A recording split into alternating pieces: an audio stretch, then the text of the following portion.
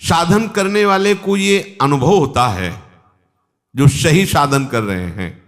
पहला, काम क्रोध पहले जितने तूफान लेकर आते थे अब वैसा नहीं आते हैं। साधक को अनुभव होता है, जो सही साधन जिसका चल रहा है उसको यह अनुभव होगा। काम क्रोधादि दोष पहले जितना तूफान लेकर के आते थे, जितनी जल्दी जल्दी आते थे, अब उतना नहीं आते हैं। दूसरा, उनके वेग से जितना हम पहले दुखी होते थे उतना अब नहीं होते, अर्थात कम वेग से आने लगे हैं। तीसरा, पहले जितनी देर तक हम काम आदि के चिंतन में टिकते थे अब उतनी देर नहीं टिकते। ये तीन सुधार साधक में प्रारंभ से शुरू हो जाते हैं। देख लो अपने हृदय में, ये तीन सुधार प्रारंभ हो जाते हैं जिसका सही साधन चल रहा है। पहला, काम क्रोधादि दोष पहले जितनी जल्दी आते थे, जितना तूफान लेकर के आते थे, अब उतना नहीं आते। दूसरा, जितना व्यथित करता था वेग, हमें परेशान दुखी करता था, आता है पर उतना नहीं दुखी होते, वेग सहने लगे हैं। तीसरा, बहुत देर तक बहुत समय नष्ट होता था, इनमें लड़ाई होती थी, अंदर से चिंतन होता था, व्याकुलता होती थी, अब उतना नहीं, गया आया विवेक से नष्ट कर दिया। उपासक में अगर ये तीन बातें आने लगी हैं तो ये मिट जाएंगे, धैर्य रखिए। अगर ये तीन बातें आपके अंदर आ रही हैं, आपको दिखाई दे रहा सुधार है, तो अब इसका आखिरी कनेक्शन है, मैं शरीर हूं या शरीर मेरा है, काट दो, ये सब खत्म हो जाएगा।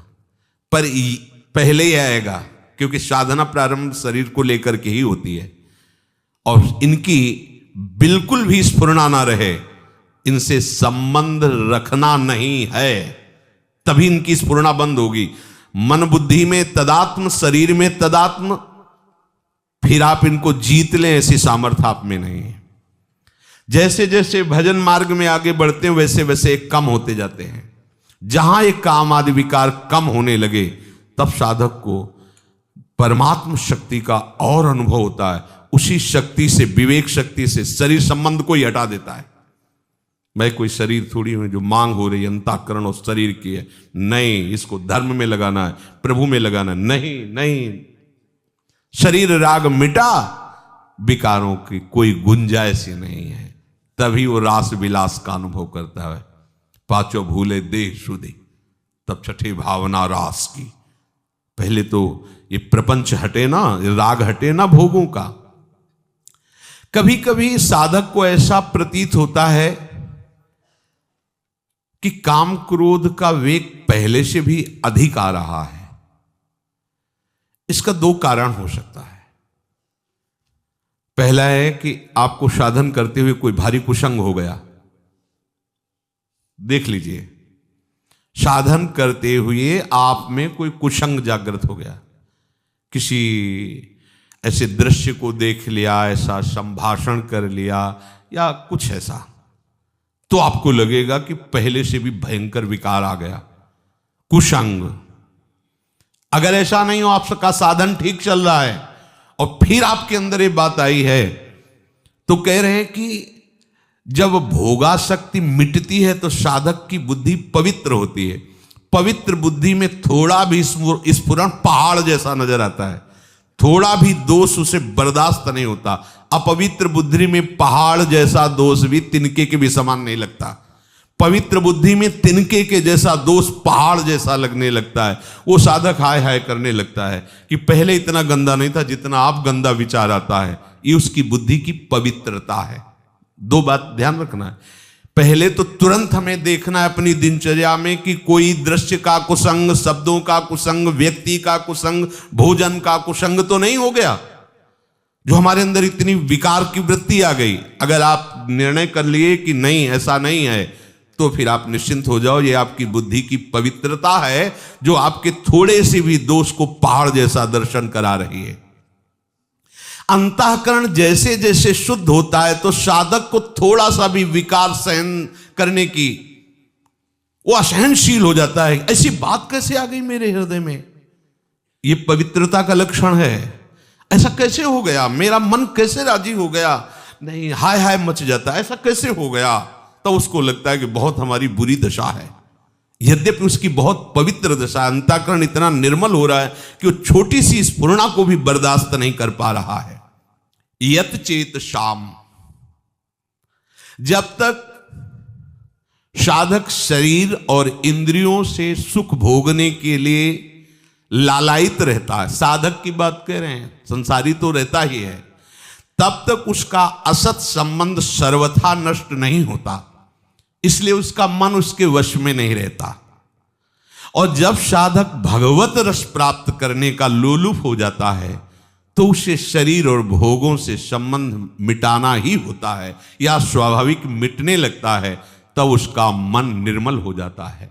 मन में फिर काम क्रोध की स्फुरणा ही नहीं होती, मन स्वतः वश में हो जाता है। इसलिए भगवान कहते यत चेत शाम, अभी तो ब्रह्म निर्वाणम वर्तते विदितात्मनाम। उस साधक को भगवान विदितात्म नाम कहते हैं, जो जानना चाहिए वो जान जाता है, जिसके जानने के बाद कुछ भी जानना बाकी नहीं रहता। जो प्रभु को जान जाता है वो सब कुछ जान जाता है, क्योंकि प्रभु ही सब कुछ बने हुए हैं।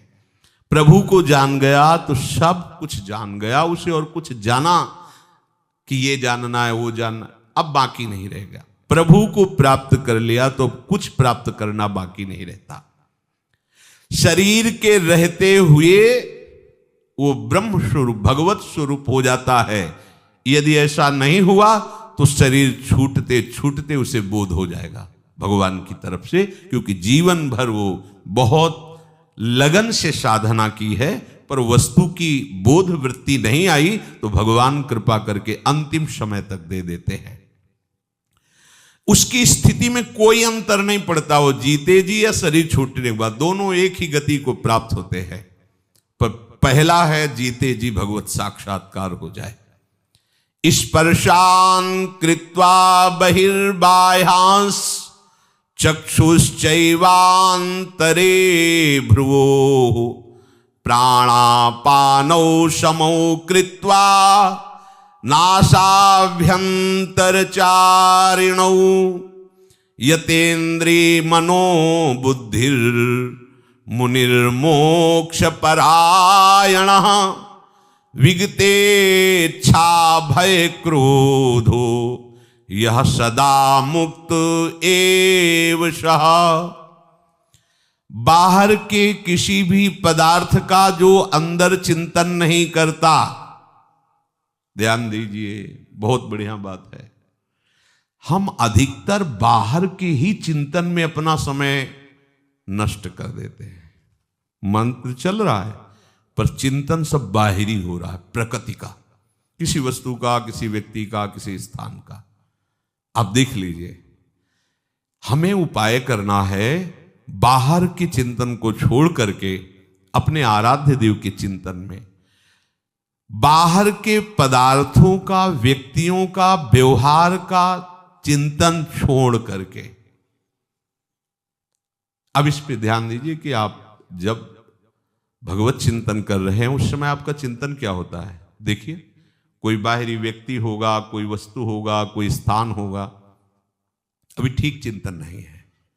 बाहर का चिंतन बाहर छोड़कर अपने आराध्य देव की चिंतन, ये तभी हो सकता है जब हमारा कोई संबंध नहीं, कहीं भी हमारा किसी भी व्यक्ति से, अच्छा आप ऐसा, अच्छा अमुक वस्तु, वो हमारे चिंतन में आ गई। अब हमें भगवत प्राप्ति करनी है तो बाहर के व्यक्ति, वस्तु, स्थान का चिंतन बाहर ही छोड़कर अपने आराध्य देव का चिंतन करना है। उपासक को अब अपना सेवा धर्म है, इसलिए इसकी विशेष आवश्यकता नहीं, उठते बैठते चलते फिरते नासिकाग्र दृष्टि रखनी चाहिए। ये शास्त्रों का स्पष्ट आदेश है, बहुत सी जगह ये आदेश दिया गया है, संतों ने भी ऐसा आदेश किया है। साधक को ऐसे देखने का नहीं है, संभाषण भी ऐसे, चलना भी ऐसे, किसी के नेत्रों में नेत्र मिलाने का आदेश कहीं शास्त्र साधक को नहीं देता है। नासिकाग्र दृष्टि रखे, इतनी दूर बस। आंख खुली हुई है, जब यहां आप एकाग्रता करोगे तो यहां शुरू हो जाएगा मंत्र। यहां आपको महसूस होगा कि आज्ञा चक्र आपका खुल रहा है। नेत्रों की दृष्टि नासिकाग्र, तो भौहों के बीच चिंतन प्रारंभ हो जाता है। बहुत इससे बल मिलता है। आप आंख मूंद करके मंत्र का चिंतन न करें, आंख खोलिए और ऐसे रखिए, तो आप देखिए फिर आप अक्षर अक्षर आपको दिखाई देने लगेगा। पर ब्रह्मचारी है तो ही टीक सकता है, नहीं तो जब ऐसे करोगे तो फटने लगेगा सर। इसके लिए हमें पावर चाहिए, वो ब्रह्मचर्य ही आपको पावर। अरे ये सब भगवत मार्ग की जितनी वृत्तियां हैं, इनसे एक एक वृत्ति संभालनी होती भगवत प्राप्ति के लिए। अब गाड़ी को तभी आप मार्ग में दौड़ा सकते हैं जब बढ़िया उसको पेट्रोल और डीजल आदि जो भी उसको चाहिए है। अब विषय भोगों में रथ हो, कहा जाए नासिकाग्र लगाओ तो सो जाओगे, या तो सर दर्द करने लगेगा, नासिकाग्र दृष्टि नहीं रख सकते। मेरुदंड सीधी रखिए, कैसे रख सकोगे मेरुदंड, पावर ही नहीं रह गया शरीर में। सावधान रहिए, भगवत प्राप्ति के लिए शरीर है। नासिका में विचरने वाले प्राण और अपान वायु को सम कर ले, ये योग के द्वारा भी होता है और भजन के द्वारा भी होता है। जब कभी भाव आएगा, आवे तो अभी तो बेभाव हम चल रहे हैं, जो विषय आया हमें खरीद ले गया, बेभाव है, हमारा कोई मूल्य नहीं है। छोटी छोटी बातें हमें खरीद लेती, छोटे छोटे विषय हमें गिरा देते हैं, अभी भाव ही नहीं है।